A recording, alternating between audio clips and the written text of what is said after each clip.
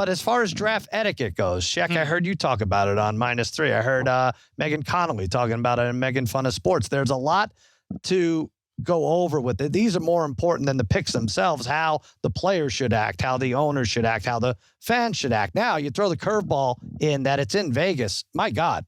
The idea of, now what is the average? I know the number one pick gets trillions of dollars, but the average first rounder, I think, gets $610,000 or something for the first year. I think like the last pick in the third, like 4 years, 2.5. That's usually what they get in there. I could see a Sauce Gardner going and blowing it all at the roulette table, right? Like what's the let's start with this. What's the appropriate amount of money? You think they give him like a briefcase with the money in it? I think you do. But you get what Congratulations, you made it to the pros. What percentage of your signing bonus should you spend on the after party? Martin, I'm going to start with you. 75, not more than 75. Of my signing bonus, depending if I'm a second half of the first round pick, that's kind of what I'm targeting here, right? Like not the big name. Yeah, I'll go with 7%. 7%. Okay, so like a $40,000 little shindig. Well, I mean, because look, you only get drafted once. That's true. Yeah. So, you only get that money once sometimes. It depends, but all right, 7% check. What do you think? Well, I don't want to be a curmudgeon, but I think you should be. In fact, I'm trying to not be. You know me. I'm more sentimental, perhaps, than you fellas are. What I'm doing with that money on draft night is I'm bringing in my favorite boyhood food into the house because that's where I'm watching it, where I grew up. I'm not watching it in Vegas. Okay. First of all, and I don't just say that out of sentimentality. You want to talk about shaking your head? I'm doing it out of vanity. I don't want to be sitting there like Aaron Rodgers or Brady Quinn or otherwise. Like, I'm the last one sitting here. Everybody else got drafted. No, that's a position of fear because you think you won't be a top pick. I don't want to be vanity. But I don't want to be the doofus sitting there and I'm sorry I brought you out here, my entire family. Sorry. Right. Well, sorry, Mo Damashek. I'm a failure. But there are, but a lot of them have the cameras in their house, right? Okay. So you could still go through that drop. What am I doing? Now I have like 15 people around me. Like, and not only that, now your cousin who's sitting right behind you is getting made fun of on social media because he ate an Oreo in a funny way. Oh, the cousins are the worst. That's right. Yeah, exactly. like all the little or Mike Vrabel's son, and maybe he's taking a shit, maybe he's sitting on a stool. All right, so I want to talk about this. What should you, if you are at home, what should your house look like? Do you want to impress? Would you want to show that you're a hoarder? I think that would be a funny way to go. First of all, I think we have shit everywhere. If you're mocked to go top 20 and you don't go, you gotta go. You gotta go, shake the hand, do the whole thing. Well, you gotta go where? To the drive. Oh, I see. Yeah. You have to. I feel like you gotta go. Mm-hmm. Like if you're slated to be a top 20 pick, I can understand if you may fall to the second day because now the second day is the second day. It's not just the second round. Like I mean, that's the thing. You don't get picked the first day. You're supposed to get picked the first night. You don't. You go on a bender in Vegas, and then you like the first pick the second day, and you look worse for wear. I feel like that was the worst thing they did was put the first and second days. The first 2 days. I agree. First day should be the first 2 rounds. Oh, 2 rounds. No, I love it. I love it. Do you really? Yeah, like it goes fast first round. I'm into the first round more.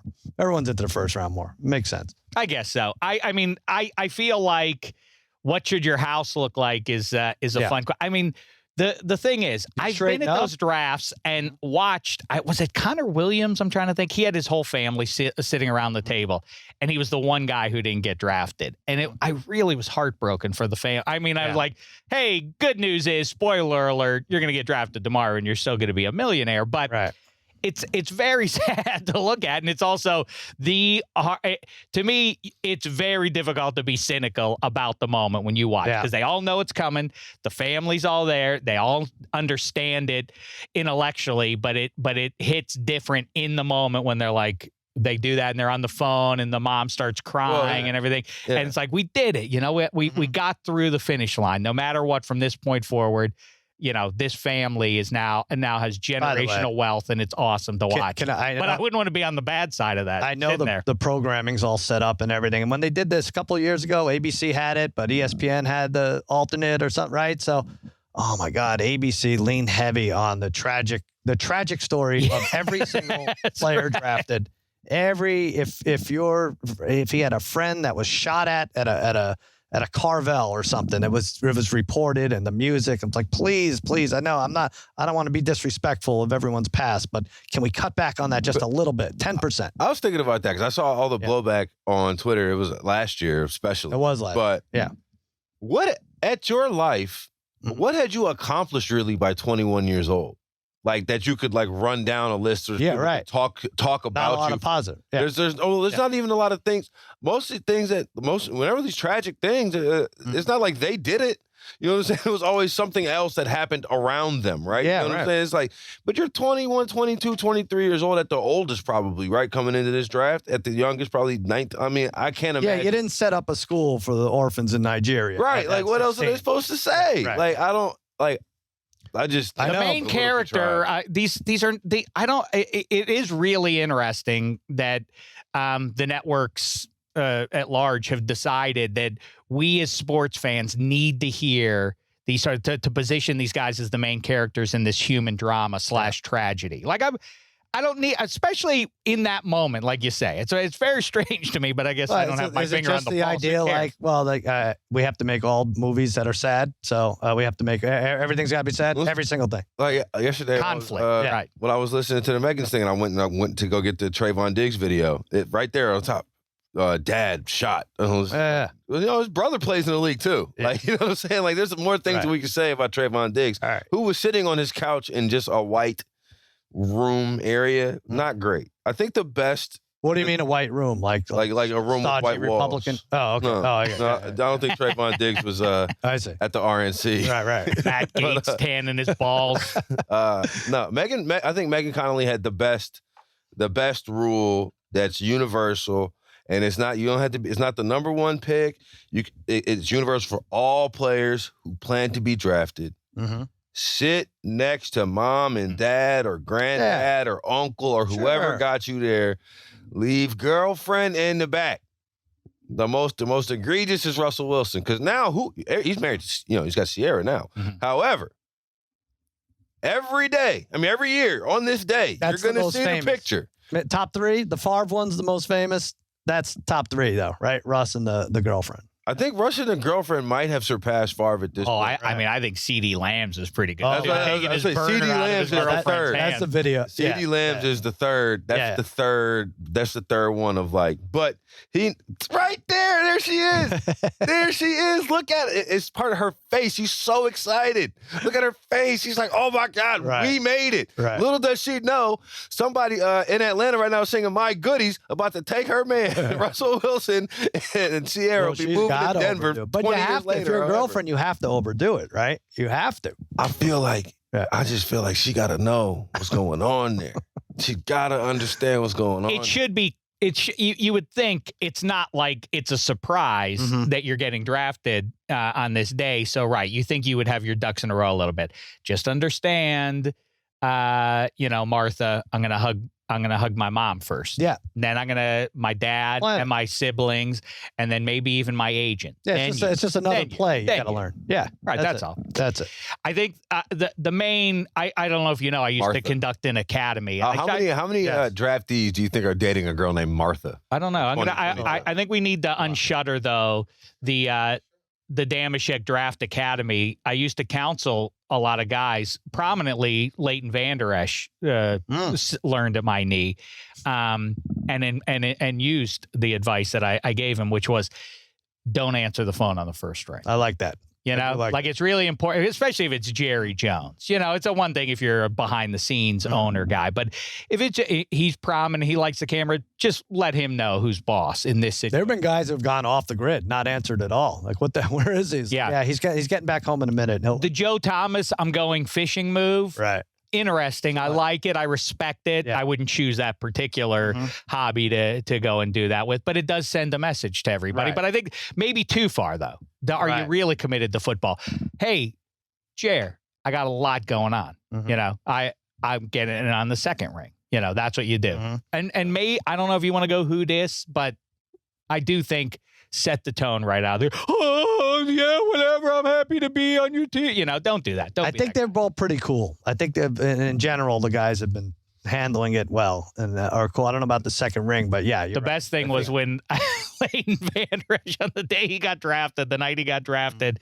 He comes 20 minutes after the fact to visit me and Spaghetti and everybody. And I said, "Did you answer the phone on the first ring?" He said, "When the phone rang, I thought of you, and I decided not to." And I was delighted. That's one of my 3 or 4 greatest achievements of my life. That's great. I think, interestingly enough, the last guy that I can remember being super emotional being drafted was Leighton Vander Esch's replacement, Michael Parsons. Oh, right. Yeah, he was. Because I just want the Cowboys. I just want the Cowboys. I just want the Cowboys so bad. We've had too many good picks in a row here. We're going to screw this up, Cowboys. I say we. I'm talking about me and my teammates. We all talk about this. We're going to screw it up. But Martin, what do you do? All right, don't answer the phone first ring. How are you going to dress? Do you wear the $7,000 Armani suit if you go to the draft, or do you dress like Harry? Or if I go to the draft, first of all, I'm going to make sure that Dave Damashek hates my outfit, because then I know I'm looking good. Wow. Okay. You and Ben Simmons parking your cars in the same garage. Do you dress like the Ben Simmons? Maybe that's the outfit to wear. Nah, I'm going more formal. I'm going more classic. You are. You know what I'm saying? And as much as I can wear, as you can't tell today, but as much as I like my colors, on a draft night, I'm going to go more traditional. Gotcha. Something, but definitely like. Okay. People are like, who dressed you? Well, you want the outfit you want it to endure for the decade, so that ideally when you go into the Hall of Fame, they look back like, remember, it wasn't that long ago. Is it really 24 years since he was drafted? You want to look back at the photo and not be like, a 4-button suit. That looks ridiculous, So I would definitely go. I would definitely be dripped out. And, what about like a Thunder from Down Under outfit in honor of Vegas, and it's in Vegas, and you're basically topless with a tuxedo bottom, and I don't know what else you have, a cummerbund strapped over your shoulder. I do think that if you're at home, do what you like. Being dressed up at home makes no sense to me. Yes. If you're sitting on your couch and you want to wear like a collar shirt, like I can't. Was it Tua now? I'm trying to remember. It was one of the Samoan or Hawaiian players that they were all like the only thing that they were wearing around their house were the leis. Cool, got that, understood. But you don't need to do this whole. No, you're sitting on your couch. Why are you wearing a tie? Right. Or why are you not wearing a tie? But why you have a suit jacket on? You look like an idiot. Uncomfortable. You're sunken in your couch. Don't do what Laramie Tunsil did. Don't do that. Why? He's about to cash in on an NFT. Look, he's embracing it now. And we don't know. Maybe he didn't want to go at the top of the draft. Slid a little bit. Had the foresight to see that in the future people were going to be making like screenshotable art that you could sell or whatever, NFTs. Hey, he might be playing 3D chess right here. Okay, a couple more things. What's the appropriate amount of time to hug the commissioner? Over, under 2.5 seconds. Asserting again along the lines of asserting dominance. You don't hug him at all. Trayvon Walker should just like shake his hand. Shake his hand. That's it. Hey, guess He's going to go in for the hug, though. I think if we've learned anything, cynical as it sounds, pro sports is a business, and you set that tone right out of the gate. No, commish. Right. We ain't buddies. Let's conduct a transaction. Right. Nice to see you. Yeah. Congratulations you wouldn't go to you, guy sir. From Merrill Lynch, the CEO. You wouldn't go hugging him. Right. No, indeed. No, indeed. Yeah. Okay. First career stiff arm right there. Oh, I like it. I should tell Harry that. I keep bringing Harry up. Harry and Angie are getting married this weekend. It's 2 days away. You can go to extrapoints.com/arcade. There's a prop quiz, $430 money order, which I know Harry wants to win himself, but whoever gets it. But I'm hoping that the commissioner hug is longer than the kiss, which Harry, I think I have to tell Megan to talk him out of this. He's lobbying for a longer kiss. She doesn't want a long kiss. He wants a long kiss at the end of the ceremony. Oh, wow. I know. I gotta get on it. Have you gone as far as tongue? I don't know. It disturbed me, just even the thought of the whole thing. So I was like, I think people who tongue at their wedding, it says a great deal and nothing good. Yeah. I don't care for that. Isn't this a whole scene in which Sandler movie was this? Oh, is that right? Wedding Singer. They do a tongue. Well, they talk about how that was how their first kiss. He and Drew Barrymore accidentally demonstrating how it should be kissed. One more thing, because we have a lot of NBA to go through. We have don't tongue kiss Goodell. We have Major League Baseball. I want to talk about these Mets brawls. We have our play of the day. Mark Gunnels is picking from the cap of consequences. He had a separate bet with Martin. They bet over under how many sweeps there would be. Martin won, so Gunnels is picking from the cap of consequences. That's going to be fun. But one more thing. The Mac Jones of the draft, the guy who drops, right, about half the draft. What do? And let's say you're at the draft and you know there's cutaways to you after every pick, right? 1 through 6. What was Mac Jones supposed to go? 3, 4 last year? 3. He was, it was supposed to be the Niners up until it wasn't, right? It goes all the way down to New England. They get him. Now you know these cutaways are coming to you. Are you going to show anger? Are you going to be playing Wordle? Here's what I would do. I throw a fit. I start breaking shit. And it gives the other GMs, you know what they learn from that? This guy doesn't like losing. Right? That's the message. What I'll say is, anecdotally, when Josh Rosen went, he was supposed to go maybe a little bit higher. Mm-hmm. And again, about 30 minutes after he was actually drafted, he paid us a visit. And he was pissed off. And I thought it was the greatest. Yeah. And because, that stuff about like, hey, whoever gets me just took the best player in the draft, all that kind of jive. But somehow it broke through as sincere with Josh Rosen because he was like low-key PO'd. It was like, well, 9 teams just made a terrible mistake, and I am devoted to proving them wrong. And it was like, you go get him. You're about to be a big star. And so he has become. It was. Oh, wait, no. It was his. I feel you. It was the energy behind it. He was mad, but he wasn't like slamming the table or anything. It was just like, I really can't believe that 9 people. Like 9 other people made this mistake of not picking me. I think the problem is everyone tells you you're the greatest, right? At that stage, yeah, since 8th grade, everyone. So now it's for 5 years, 7 years. Everyone's been telling you you're the greatest. Problem is they've been telling everybody else that too, who's drafted in front of you. The funniest anger guy, because he was sincerely smoking mad, was I was with Ike Taylor and Jaron Reed. Surprisingly fell to the second round. We're like, come over here. Let's talk. Well, everything worked out in the end. He's like, nope.